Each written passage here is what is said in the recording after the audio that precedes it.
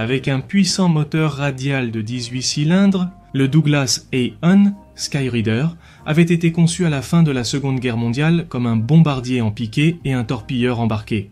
Mais il a eu une longue carrière comme avion d'attaque, devenant le symbole du passage de l'ère des moteurs à piston à celle des moteurs à réaction. Il a été en service non seulement aux États-Unis, avec sa participation en Corée et au Vietnam, mais aussi avec la marine britannique et l'armée de l'air française. Bienvenue dans une nouvelle vidéo de l'Aéropédie de l'aviation.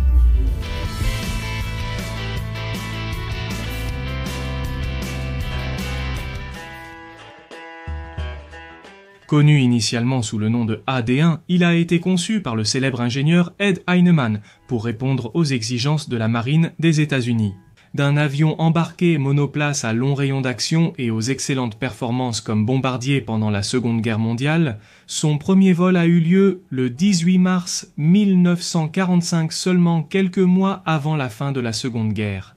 Les premiers avions de série ont été livrés en décembre 1946.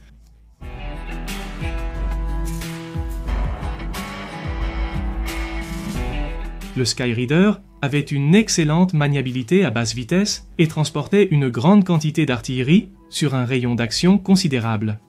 Il était équipé de l'un des moteurs radio à piston les plus puissants jamais créés, le Wright R3350 Duplex Cyclone, le même que celui utilisé par les bombardiers B-29 Superfortress.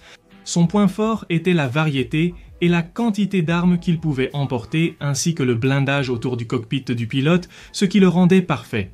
Il a affronté le feu anti-aérien lors de missions, appui tactique rapproché.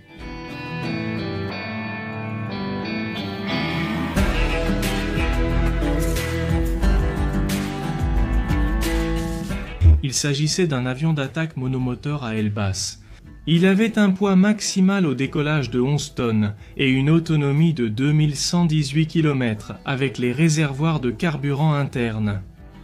Sa vitesse maximale était de 518 km/h et il disposait de 15 points d'emport pour transporter jusqu'à 3600 kg d'armement et il possédait également 4 canons de 20 mm avec 200 coups par arme.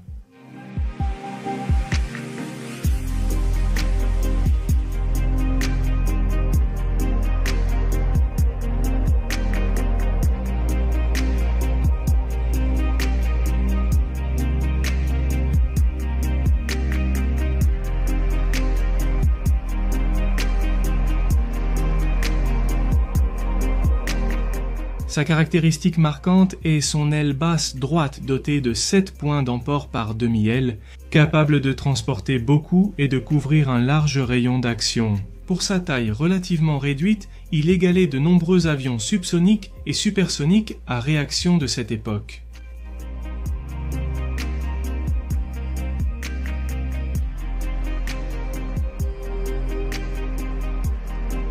En raison des besoins de la guerre de Corée, il a été optimisé pour les missions d'attaque au sol, en l'adaptant pour transporter des bombes. Il a été protégé du feu anti-aérien au point clé. Contrairement au P-51 Mustang qui a subi de lourdes pertes en Corée sous le feu anti-aérien.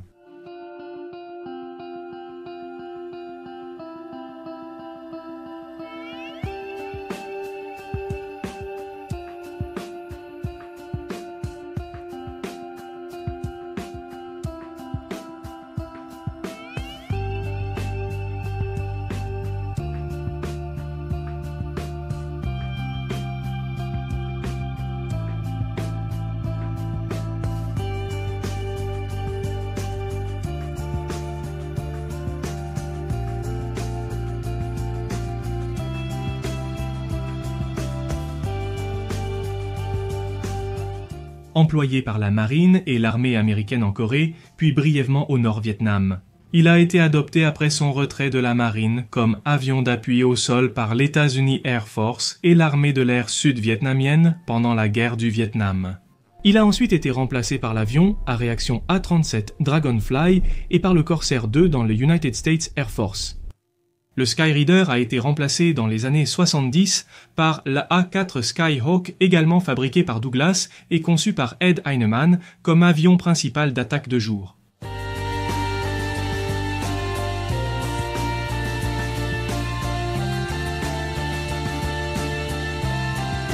Le A1 était réputé pour encaisser des impacts et continuer de voler grâce au blindage protégeant le cockpit.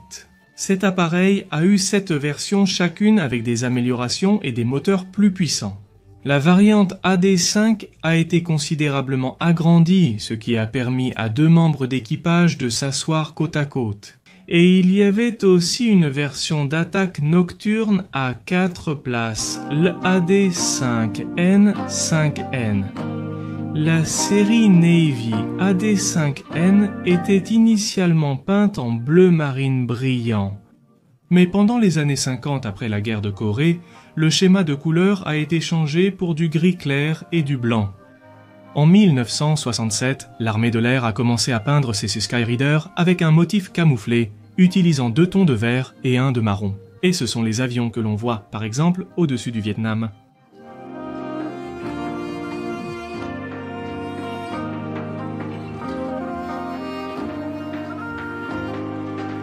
En plus de son rôle d'avion d'attaque en Corée et au Vietnam, le Skyreader a aussi été modifié pour l'alerte avancée aéroportée sur porte-avions.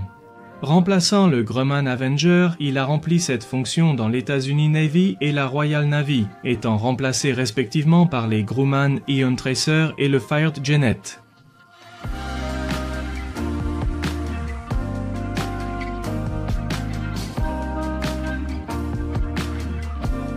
La production du Skyrider a cessé en 1957 avec 3180 avions construits.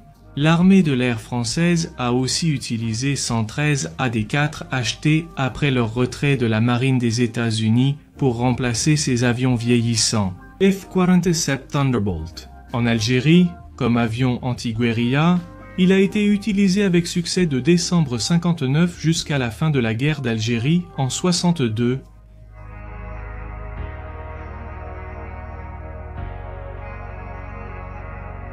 La Royal Navy a acquis 50 avions AD-4V en 51 renommés Alerte aérienne avancée.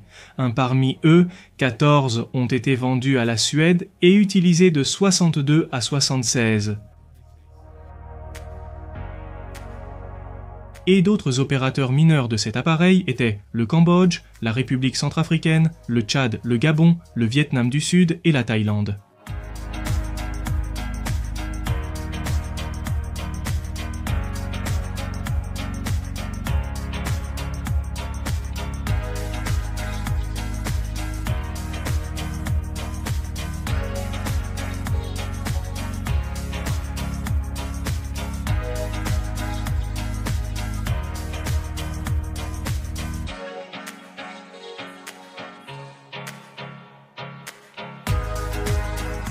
J'espère que cette vidéo vous a plu. Je m'appelle Marcos et voici l'aéropédie du monde de l'aviation.